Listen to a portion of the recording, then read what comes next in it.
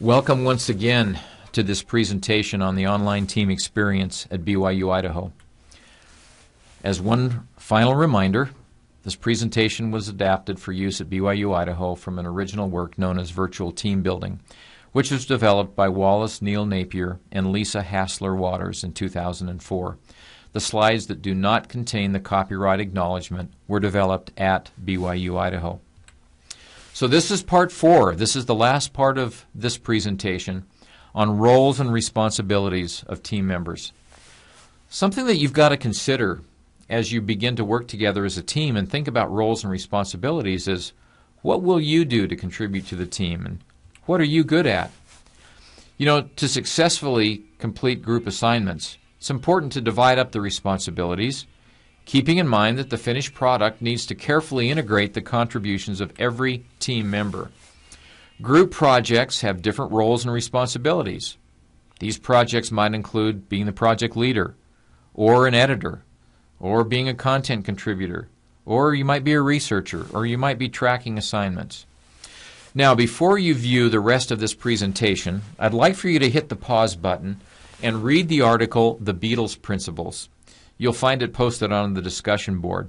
This is an interesting article that talks about this great band from the 60s and how they worked together and how they each contributed with their unique roles and responsibilities.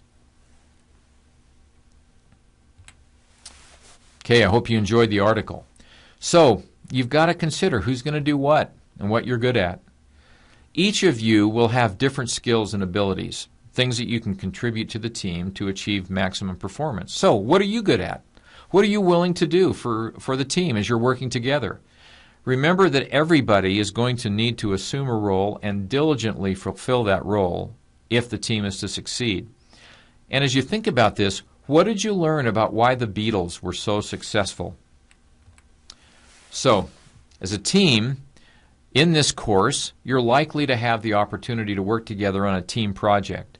The details of the project and the assignment will be provided for you by the instructor in the syllabus and on iLearn. And you're going to have to figure out the roles and the responsibilities of each of you, how to work to deadlines, and that sort of thing. So what are the roles that need to be determined? I've referred to those briefly. But here's some things that you'll need to think about. As the project leader, it's your job to get the team organized, to lead the discussion on what needs to get done, when it's going to get done, when and how the team will communicate. Or you might be a content contributor and a researcher. If you have this assignment, you'll have to do some research on a particular topic. Good research is essential to producing a quality product. And then once the research is completed, the actual creation of the assignment can begin. Now maybe you're an assignment tracker, and this person will help the project leader keep things on track. You'll record who has which assignment, when it's due. You'll remind team members of their roles and responsibilities. You can remind them of what they've committed to deliver and when they've committed to deliver it. Maybe you like to be an editor. The editor gathers up all the contributions of the team, and then you integrate them into one complete document or a presentation. The editor checks for grammar, for spelling, for punctuation. This person probably needs to have really good written skills and enjoys doing those kinds of things. Now, here's some helpful advice from those BYU Idaho friends of yours on roles and responsibilities. Something that I found that's helpful when working with a group online is having a group leader. I think that if there's one person that is in charge to make sure that people are fulfilling their assignments and things like that, I find that that's very helpful. And a lot of times it's hard to keep people on task and doing things, but I think just a friendly reminder from a group leader is always helpful. Just make sure they're contacting the people and letting them know that they have so much time left to get an assignment done. I think that makes it, there's not contention in a group, there's no frustrations when there's someone who's kind of keeping everyone on task. Like the first time we had the group assignment, the professor didn't give us any specifics to what we were going to do. It was just told these 7 people, you guys are in a group, figure everything out. So I think it works when someone does take that first initiative to kind of okay guys, this is what we have to get done. why don't John and Bob, you do this, and Sue, you do this.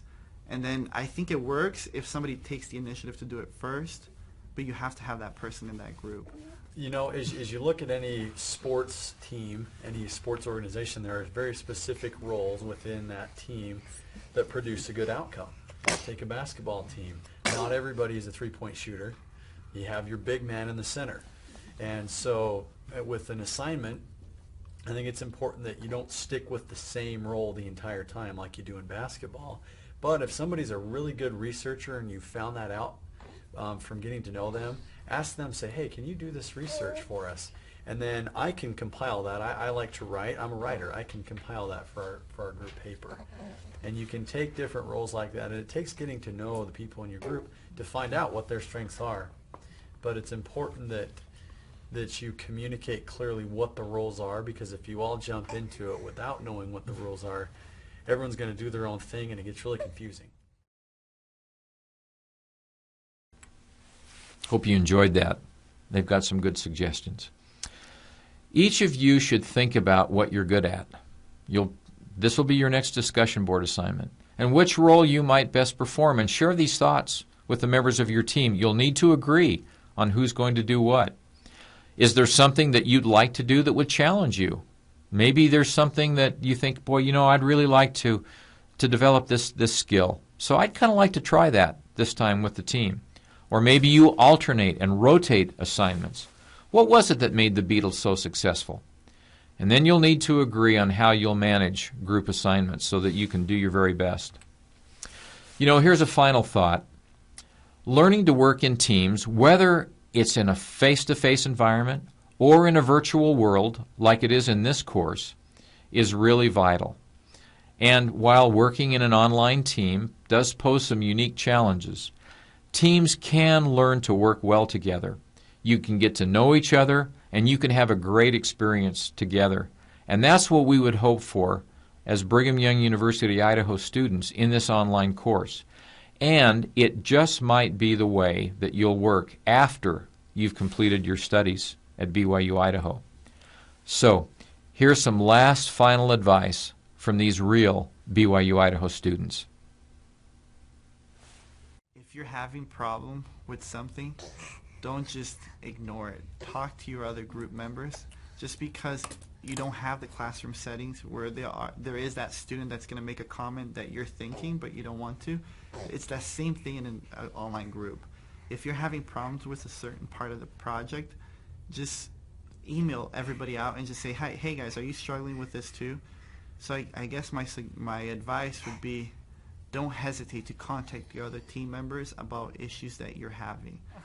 I've had bad experiences with procrastination, whether it was with myself or with other people, but if you procrastinate, it not only affects you, but affects everybody else and their experience with online learning. Communication is so key when you're with your group, just making sure that, like you were saying, if people have questions, make sure those are being resolved, and just making sure that how they're doing with their part, and just make sure that, that they're actually working on it and that they're going to be finished by the time it needs to be turned in and things like that. As cheesy as it might sound, have fun. Group work can be fun. You're going to make that experience, it is what you make it. If you go into it with a sour attitude, you're going to get a sour experience. If you go into it thinking, what can I contribute? How can I interact with these people and make them smile? I think that's one of the best pieces of advice I could give, is to just have fun with it.